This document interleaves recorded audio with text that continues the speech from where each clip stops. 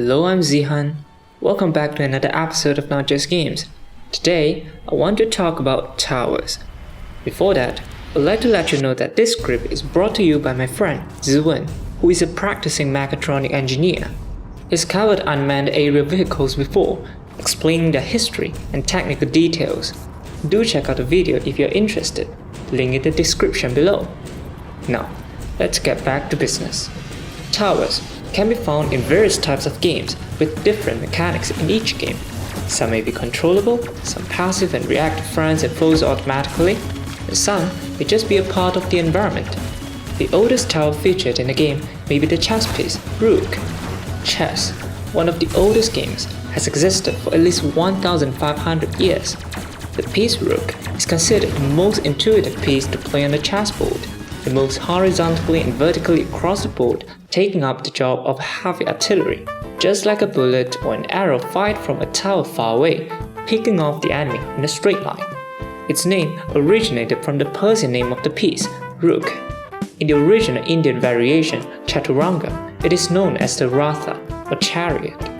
Traditionally, this piece was represented as an elephant, symbolizing the animal pulling the chariot. However, later on, when the game was spread to Europe, a tower or turret was mounted on the elephant, and later on, the elephant disappeared completely, resulting in the rook we see today. Additionally, there's something interesting about the word turret. What would come to your mind when you hear the word turret? Usually, when we say turret, we will think of somebody sitting on a chair, firing the mounted minigun, or maybe we might imagine the gun turrets mounted on warships, firing heavy artillery at the enemy in the distance. In fact, the word turret is first used to describe small towers erected at the side of a building wall for fortification purposes. It is just like a mini tower used to survey the area for enemies and provide fire cover to the adjacent wall from above. However, as time passed by, they no longer serve their military purposes and are now more of an architectural decoration. As such, in the modern world, turrets are more likely to be associated with a rotating platform with guns, mounted on ships or planes. Towers are an essential element in multiplayer online battle arenas or MOBAs. Towers in MOBAs such as Dota, Dota 2, League of Legends, and Heroes of Newerth are possibly the most famous towers in the world of games. Different MOBAs may have different structures on the map, but among these structures, the mainstays are the towers and the main base. The towers have a set AoE where, if enemies are detected, they automatically attack. The role of a tower in MOBA is to stop enemy advancement by attacking their creeps and heroes. The objective of the game is to simply destroy the enemy's main base. So to do this, the team will aim to take down towers so that the front lines of the battle are pushed nearer to the enemy's base, eventually allowing your creeps to attack the enemy's base, destroying their main base. To achieve this, many strategies can be utilized by a team to gain the upper hand on the map. We will not dive too deep into these strategies as we would have to touch on hero lineups, ganks, and team fights. To keep it simple, like in any other game, money and experience are important. With economical and level advantage, you can beat the enemy heroes easily and leave their creeps and towers defenseless, right for the plucking.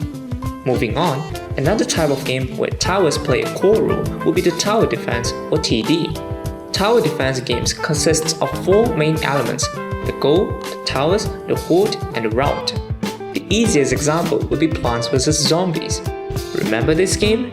It's so classic. Anyway, simply put, the house is the goal which you have to protect. You would take damage if the enemy attacks or passes through your goal, leading up to a game over. The zombies are the horde, which will walk towards your house on the lawn, which is the route.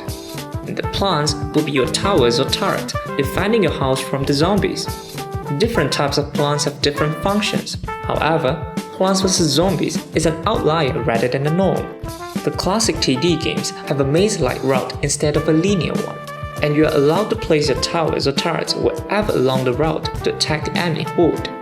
In some games, special types of towers may use special ammunition that can slow or freeze enemies in place. For example, in Plants vs Zombies, there are various types of plants. There are typical turrets like pea shooters and sea shrubs that shoot projectiles.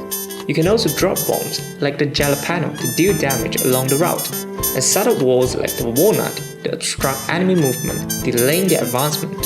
A more futuristic example of a TD game would be the Defense Grid series. In Defense Grid, the player has to defend a power core using 10 different types of towers, such as the Gun Tower, the Inferno Tower, and the Tesla Tower. There are also 15 different types of enemies, some big, some small, some fast, and some slow. Strategic placement and selection of tower is important to defending your goal. The very unique thing about Defense Grid is that enemies can move your goal, in this case, power cores, depending on the type of enemies and the pattern of their wave. You have to place the towers in the best spot to kill as many enemies as possible. For a simple example, if you have placed most of your towers at the beginning part of the map, there would likely not be enough firepower to clean up enemies who survive that area. So, a lesson we can learn from TD games is that towers require a strategic position so that they can detect and defeat as many enemies as possible. Now, we can see that towers are an important inspiration to games today. But what about the role of towers in real life? Is it still relevant in today's warfare? Well, let's find out. First of all, let us take a look at the definition of a tower. In definition, towers can be simply described as a structure having two qualities. First, a tower's height is significantly greater than its width. And secondly, a tower is not built to be habitable, but to utilize the height for the function. So, many buildings with tower in their names are not actually a true tower. For example, Trump Tower is not really a tower, but a skyscraper with stores, residences, and offices. Now, towers are built with specific functions in mind, functions that require the height to achieve. Watchtowers are built because you can see the enemy coming from afar at a high place. Communication or radio towers rely on the height to achieve telecommunication signals in the air. And the taller the towers, the less obstacles will come in between towers, and the further the signals can travel.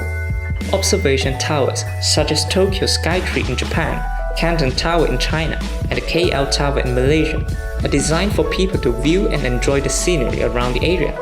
Most of the tallest observation towers today have multiple functions other than tourism, such as telecommunications, broadcast, and astronomy.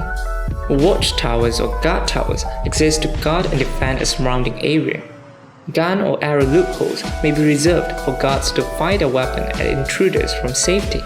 In strategy games like StarCraft, Age of Empires, and Civilization, watchtowers are a deployable unit which gathers intel and can be both offensive and defensive. In StarCraft, towers such as the Sensor Tower and Xel'Naga Tower are used to provide vision to the player, allowing them to see enemy units passing by important areas. In Age of Empires 2, outposts are rather shabby towers simply put together to provide a lookout for allies. Watchtowers, however, can be offensive as they can throw missiles at enemies. They can be used to perform a tower rush. By setting up towers near precious resources like food and wood, they deny enemy gatherers from accumulating these resources. As a result, the enemy's development is stunted due to lack of materials. Let's now take another closer look at the chess piece, Rook. Notice how there are square gaps on the wall at the top of the tower. These are known as crenellations or battlements. These openings are allocated for soldiers to launch their arrows of projectiles, while the parapet walls at the side provide protection to them while they are preparing. Did you know that back in the Middle Ages, in England and Wales, you needed to have a license to crenellate or to add battlements to your tower? Individuals like knights or nobility in towns required documents that permit fortification of their towers. One required the crown's permission to fortify their own towers. Why did the king want to control the fortification of the country? Was it for money from the levy tax collected from the applicants? In most cases, the crown did not levy the license holder. And even if they did, it was for a small price, paid one time for the application only. The main reason was the royal family's concern of the possibility of these fortifications being used against their army in a coup. Individuals and towns alike sought for the king's approval so that they could defend against looters and bandits. However, some historians speculated that this license was more of a status symbol, bragging rights if you would, because having a battlement meant that you are recognized by the royal family. Other than being purely symbolic, it was also suggested by historians that the battlements acted more like deterrents to bandits, much like CCTVs placed in various places in today's buildings. Most of them are dummies, only there to scare robbers away. Watchtowers are also the first line of defense for heavily guarded areas like castles, cities, and fortresses. This is because they are tall enough to spot enemies from afar. Then, the tower watcher will alert their allies using sound, light, or smoke. Let's examine a very popular example from pop culture. In the animation movie Mulan, the Chinese soldier, upon noticing the Huns on the Great Wall of China, notified his fellow soldiers by lighting up a fire and telling Chan Yu, "All of China knows you're here." In reality, smoke signals instead of fire were used to signify impending enemy attack on the Great Wall. These smoke signals were far more visible than fire and can be seen several hundred miles away, notifying reinforcements to come help defend the borders. According to the Chinese history recorded by Sima Qian in records of the Grand Historian, there was once a king who led his country into demise because of its misuse of smoke signal. Around the 8th century BCE, King Yu of the Zhou dynasty married a concubine named Bao Si. Bao Si was known to be one of the most beautiful women in China. Bao Si gained the king's favor, so he deposed the original queen, Queen Shen, and crowned her queen. Bao Si was feeling depressed all the time, and King Yu, wanting to make his queen happy, offered 1,000 ounces of gold to whoever could make her laugh. Someone in the royal court had suggested King Yu to light the smoke signals to summon the nobles of the vassal states for reinforcement. And so, King Yu brought Bao Si atop the guard tower and lit up the smoke signal. Panicked, the noble vassals quickly rushed over, thinking that the border was in danger. Seeing the nobles' panicked faces, Bao Si finally laughed. This pleased King Yu. Later on, King Yu continued to abuse and misuse the smoke signals until he had finally lost the nobles' trust. Unpleased, Queen Shen's family decided to form an alliance with the surrounding nomad tribes and attacked the Zhou nation, ending the Western Zhou dynasty. While the veracity of this incident is disputed by some historians, it remains a famous cautionary tale about how a beautiful lady could topple an entire nation. Diaoluo are fortified concrete towers in China built during the period starting from the Ming dynasty until the 1930s. These towers are mainly located in Kaiping, Guangdong. They were built with thick walls to fend off bandits. During the late 19th and early 20th century, Kaiping was a chaotic and tumultuous place. Seeking for a better life, many from Kaiping emigrated abroad. Immigrants would send money back to their hometown to support their family or clan. As a result, the inhabitants would use this emigration money to bolster their defenses against bandits, resulting in these structures. Similar to Diaoluo's, tower houses are built in various places as a way to fortify a family's defenses against outsiders, such as robbers and looters. As their name suggests, tower houses are tower-like structures functioning as a residence. Their stone walls are thick and fortified to fend off any attackers. This is especially obvious in places where the governance is weak and the presence of law enforcement is close to nil. Most tower houses can be found in Europe, North Caucasus, and Asia. In Italy, Spain, and the Balkans, where conflicts were frequent, tower houses are built for defensive purposes. Other than protecting one's household, tower houses are also a symbol of wealth, status, and power. In Tibet, Himalayan towers as tall as 60 meters were built approximately 1,000 years ago. These towers are not built with a rectangular shape, but rather a star shape to improve structural strength. Watchtowers are also present in jails and prisons to prevent inmates from escaping the facility and checking on the population. Prison guards will patrol along the walls and observe the compound from a tower to pick up signs of inmate conflicts and suspicious activities. Fire lookout towers are buildings located at hill summits or a vantage point to spot wildfire in the wilderness. An entire game, Firewatch, was created based on this type of tower. In Firewatch, you play as a fire lookout whose job was to spot wildfires, but ended up going on a strange adventure. When a fire is spotted from the tower, the operator would alert the others using either sound, by ringing a bell or siren, or light signals. A modern fire lookout tower is equipped with maps, telescopes, and communication devices like walkie-talkies to warn fire authorities quickly. Usually, lookouts will stay in the tower for extended periods of time, so basic necessities like stove and beds are provided as well. Today, many fire towers in the world have been discontinued, being replaced by sensors, drones, or merely rendered non-functioning due to budget cuts, falling into disrepair.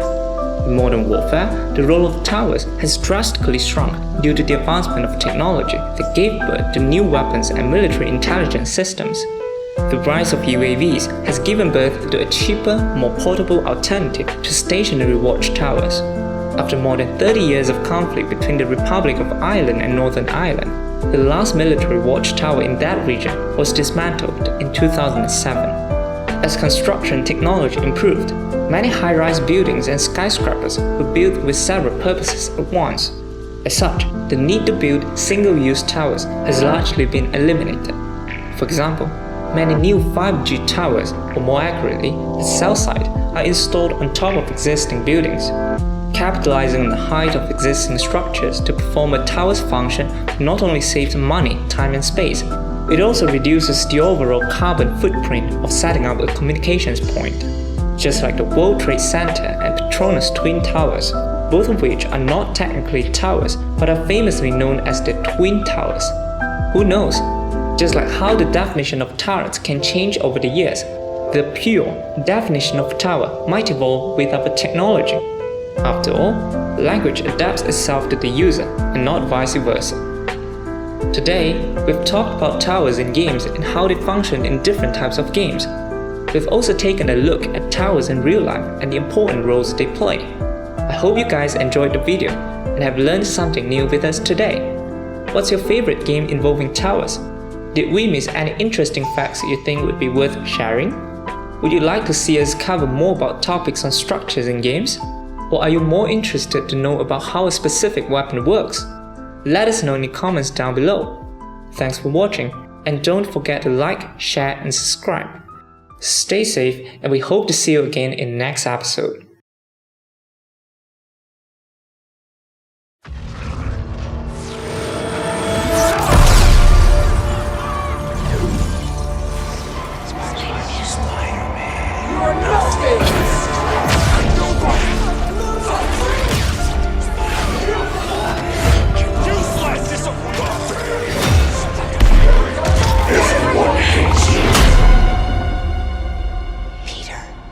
Peter, it's time to get up.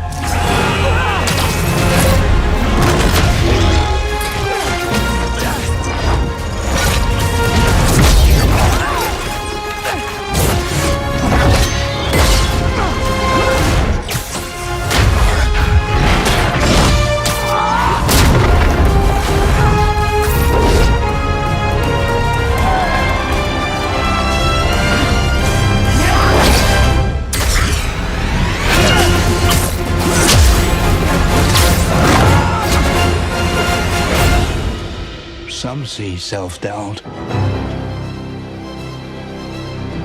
as an invitation to be greater. This is your opportunity to prove it. Rated T for Teen.